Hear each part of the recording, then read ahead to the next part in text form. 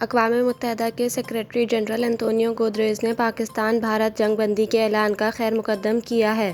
Antonio گوتریز نے بھارت جنگ بندی کے اعلان کا خیر مقدم کرتے ہوئے کہا کہ امید ہے پاک بھارت جنگ بندی پائیدار امن میں کردار ادا کرے گی۔ جنگ بندی سے دونوں ممالک میں درینہ مسائل کے حل کے لیے سازگار ماحول پیدا ہوگا۔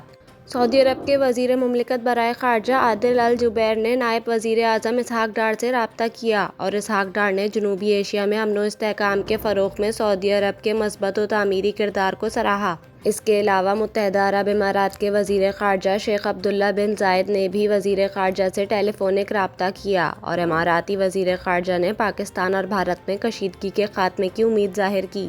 دوسری جانب ایران کی وزارت خارجہ نے کہا کہ دونوں ممالک اس موقع کو کشیدگی میں کمی اور خطے کے پائیدار امن کے لیے استعمال کریں۔ ادھر جرمنی نے بھی اپنے خیالات کا اظہار کرتے ہوئے کہا کہ بات چیت ہی کشیدگی کے خاتمے کی کنجی ہے، جبکہ برطانیہ نے بھی جنگ بندی کا خیر مقدم کیا۔